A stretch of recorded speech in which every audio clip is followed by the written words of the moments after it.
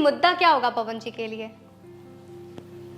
मुद्दा मेंस समझा नहीं। महंगाई का समाधान क्या है? सीधा सवाल जवाब। महंगाई का समाधान हमारी पार्टी के पास है, आपके पास नहीं। मुझे उस सब्जेक्ट पे ज्यादा जानकारी नहीं है। मुद्दा का मतलब पता नहीं है, लेकिन इनको चुनाव लड़ना है। बट चुनाव लड़ूंगा ये तय है। क्योंकि भोजपुरी इंडस्ट्री में एक्टर होने का यही तो सबसे बड़ा फायदा है। यहाँ लोग गाना और फिल्म करते करते कब अपना कदम पॉलिटिक्स में रख देते हैं पता ही नहीं चलता है। भोजपुरी इंडस्ट्री के 3 एक्टर जो कि फिल्म करते करते अपना पॉलिटिक्स में कदम आजमा लिए हैं। क्या बात कर रहे हैं? और इन्हीं तीनों के नक्शा कदम पे चलने वाले चौथा एक्टर पवन सिंह और 5वां एक्टर गुंजन सिंह है, जो कि अपना पॉलिटिक्स में कदम आजमाने के लिए तैयार हैं। नमस्कार दोस्तों, 2024 लोकसभा चुनाव बहुत नजदीक है और पूरे देश के राजनीतिक गलियारियों में हलचल पैदा हो गई है।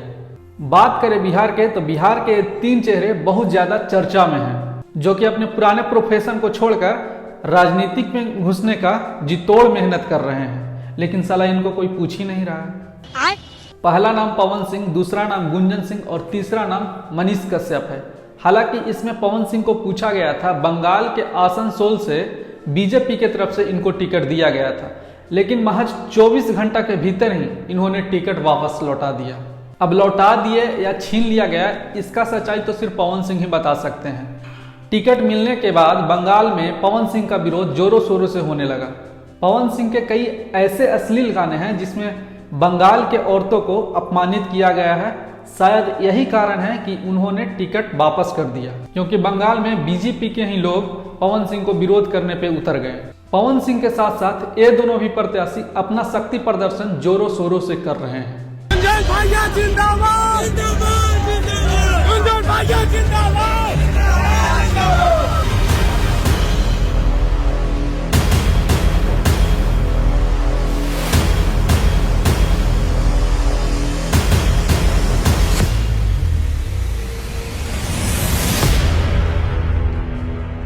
गुंजन सिंह कुछ दिनों से नवादा में लोगों से मिलजुल रहे हैं और रैली पे रैली कर रहे हैं और अपने रैलियों में बड़े बड़े सुपरस्टार को बुला रहे हैं।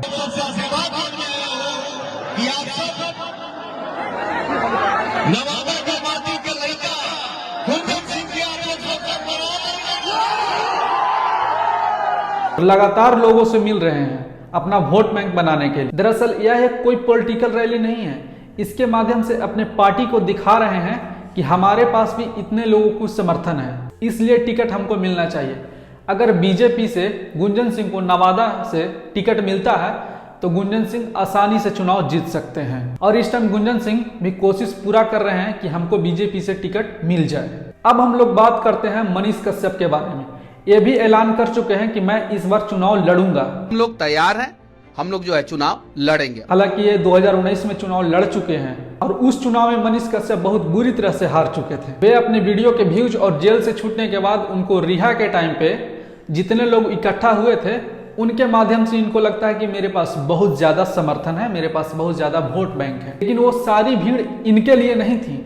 आप अगर जो उस वीडियो में ध्यान देंगे तो उस भीड़ में 50% से ज्यादा इनके जैसा यूट्यूबर और पत्रकार थे, जो कि अपने वीडियो फुटेज के लिए, कंटेंट के लिए वहां पे गए थे। लेकिन मनीष कश्यप को लगता है कि वो सारे मेरे वोटर हैं। हालांकि वो देश के या फिर बिहार के ही दूसरे जगह के बहुत सारे यूट्यूबर और पत्रकार थे। अगर देखा जाए तो जेल जाने से पहले वाला मनीष कश्यप और जेल से आने के बाद वाला मनीष कश्यप में बहुत ज्यादा अंतर हो गया है, क्योंकि ये गरीब और स्टूडेंटों के बीच बहुत ज्यादा लोकप्रिय थे। ये छात्रों के मुद्दा को उठाते थे, गरीब मजदूरों के बात उठाते थे और नौकरी और रोजगार जैसा मुद्दा को लेकर सरकार से लड़ जाते थे। इंसाफ मिलना चाहिए किसी भी हाल में। रोजगार के मुद्दे पर सरकार को यही संदेश देना चाहते हैं कि हाँ रोजगार दे, नहीं दे तो कम से कम वैसे सरकार को जो है ना, छात्र जो है एक बार जेपी आंदोलन जैसा आंदोलन। अगर किसी कॉलेज या यूनिवर्सिटी में धांधली होती थी तो मनीष कश्यप वहां पहुंचकर उसको छात्रों को आवाज उठाया करते थे। कितने साल कोर्स लेट है? सैलरी मिलता है कि नहीं? समय पे आप लोगों को मिलता है कि नहीं? ये देखिए, ये देखिए, ये जेपी यूनिवर्सिटी है। सीनेट हॉल में मीटिंग चल रहा है। 3 साल का कोर्स 5 साल में भी नहीं कंप्लीट किया जा रहा है और यहाँ पे धक्का मार के निकाल दिया जा रहा है मीडिया वाले को। देखिए, ये है यूनिवर्सिटी। और उनको युवा वर्ग के लोग का समर्थन मिलते गया और वो छात्रों के बीच मसीहा बनते गए। लेकिन जब इनको फेक वीडियो फैलाने और 2 राज्यों के बीच तनाव पैदा करने के जुर्म में गिरफ्तार कर लिया गया और उनको पे NSA लगा दिया गया, पूरे 9 महीना के बाद जेल काटने के बाद मनीष कश्यप बाहर आते हैं। किस तरीके से है और हम आपको सीधी तस्वीर जो है वो दिखा रहे हैं। देखिए, बिहार का शेर, भारत का शेर जो है वो मनीष कश्यप जेल से बाहर आते ही उनको में बदलाव दिखना चालू हो जाता है। बीजेपी के बड़े बड़े मंत्रियों से मिलना जुलना चालू कर देते हैं। तेजस्वी यादव के वो अपना सबसे बड़ा दुश्मन मान लेते हैं और तेजस्वी यादव के खिलाफ बयान देना शुरू कर देते हैं। अरे आप मुख्यमंत्री के ना बेटा हैं, तो हम आर्मी के जवान के बेटा हैं। ठीक है, ठीक है। आपके पापा जेल का हवा खाए हैं, हमारे पापा जेल का हवा नहीं खाए हैं, बॉर्डर पे देश का सुरक्षा किए हैं। जब मनीष कश्यप जेल गए थे तो उस समय बिहार के मुख्यमंत्री नीतीश कुमार थे और अभी भी हैं, और तेजस्वी यादव उप मुख्यमंत्री। और ये जेल से आने के बाद सिर्फ और सिर्फ तेजस्वी यादव पर निशाना साधना और लालू परिवार को टारगेट करना। बेटा से डरेंगे? हाँ, कितना चाहिए कि नहीं? हम चाला चोर के बेटा नहीं है, हम नहीं डरेंगे। उस टाइम प्रोटेस्ट कर रहे छात्रों का साथ नहीं देना, और जब वीडियो बनाते हैं तो छात्रों के खिलाफ और टीचर के खिलाफ ही उनको भड़काऊ बयान आता है।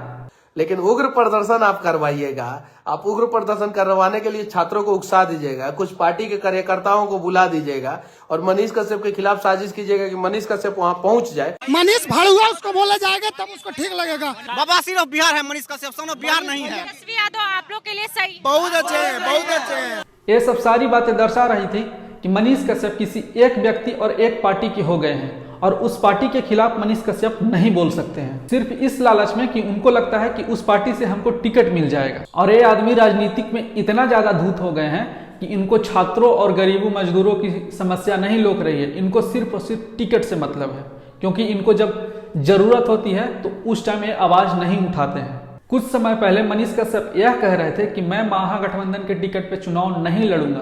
आरजेडी अगर आपको टिकट दे कि नहीं मनीष कश्यप जी आप हमारे पार्टी से चुनाव लड़िए, तो आप क्या चुनाव लड़ेंगे? हम बाप माई के पार्टी से चुनाव नहीं लड़ेंगे। लेकिन धीरे धीरे इनको ये समझ में आने लगी कि मुझको बीजेपी टिकट देने वाली नहीं है, तो ये बयान चेंज कर लिए और अब तेजस्वी यादव के साथ आने के लिए राजी हो गए। आप कुछ समय पहले तेजस्वी यादव का विरोध भी कर रहे थे, अब कहते हैं कि जो भी टिकट देगा हम उनके साथ चुनाव लड़ेंगे। बिहार के विकास के लिए जो भी खड़ा रहेगा उसके साथ मनीष कश्यप खड़ा है। लेकिन आपने कहा था कि कई सालों से ये लोग हैं कुछ। मनीष कश्यप अपना वैचारिक मतभेद भूल जाएगा, बिहार के विकास के साथ जो भी खड़ा रहेगा उसके साथ खड़ा रहेगा मनीष कश्यप। बस वो कहें कि हम बिहार के विकास के साथ हैं, मनीष कश्यप तुमको गले लगाते हैं। बात पवन सिंह की करें तो पवन सिंह फिर से ट्वीट करके ये बताते हैं कि मैं इस बार चुनाव लड़ूंगा।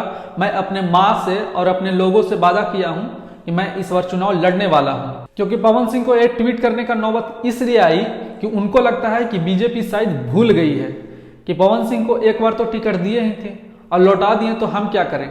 लेकिन पवन सिंह इस ट्वीट के जरिए बीजेपी को याद दिलाना चाहते हैं कि मैं अभी मैदान छोड़कर भागा नहीं हूं, मुझे एक टिकट और चाहिए। हालांकि पवन सिंह आरा से चुनाव लड़ने के लिए मन बनाए हैं और आरा से बीजेपी का टिकट मिलना थोड़ा सा पवन सिंह के लिए मुश्किल लगता है, क्योंकि इस टाइम आरा के सांसद आरके सिंह हैं जो कि बीजेपी के प्रत्याशी हैं और वो इस बार मैदान छोड़ने वाले नहीं हैं। वो भी वादा कर रहे हैं कि मैं भी इस बार आरा से ही चुनाव लड़ूंगा। हाँ भाई बिल्कुल लड़ेंगे, जहां से है वहीं से एकदम वहीं से लड़ेंगे। अगर आरके सिंह को कहीं और शिफ्ट कर दिया गया और पवन सिंह को आरा से बीजेपी के टिकट पे चुनाव लड़ाया गया तो पवन सिंह आसानी से चुनाव जीत जाएंगे। लेकिन बीजेपी से उनको टिकट नहीं मिला, वो किसी और पार्टी से टिकट लेकर के चुनाव लड़ते हैं तो उस टाइम मुश्किल होगी। हालांकि ये अफवाह फैल रहा है कि पवन सिंह आरजेडी के टिकट पे चुनाव लड़ने वाले हैं, क्योंकि जल्दी में ही पवन सिंह तेजस्वी यादव से मिले हैं। अगर जो पवन सिंह को किसी पार्टी से टिकट नहीं मिला तो वो निर्दलीय लड़ने के लिए भी तैयार हैं, लेकिन इस बार वो चुनाव लड़ेंगे। बट चुनाव लड़ूंगा ये तय। तो हम चुनाव लड़ेंगे, हर हालत में लड़ेंगे। हम लोग जो है चुनाव लड़ेंगे। ये तीनों चुनाव लड़ने का इतना नशा में है कि इनको पहले लगता था कि सिर्फ और सिर्फ मैं बीजेपी के टिकट पे ही चुनाव लड़ूंगा, लेकिन अब ये हालत हो गई है कि अब ये बयान दे रहे हैं तीनों कि मैं किसी भी पार्टी से चुनाव लड़ सकता हूं। बाकी हम तो कहेंगे कि पवन सिंह आप सिंगर ही ठीक हैं, क्योंकि पॉलिटिक्स आपके बस की बात नहीं है। क्योंकि जिस आदमी को विचारधारा और मुद्दा के शब्द का मतलब ही नहीं पता है वो विकास कैसे कर पाएगा। लेकिन मुद्दा क्या होगा पवन जी के लिए? मुद्दा मेन समझा नहीं। आपने कहा हमारी विचारधारा अलग है, आपकी विचारधारा क्या है?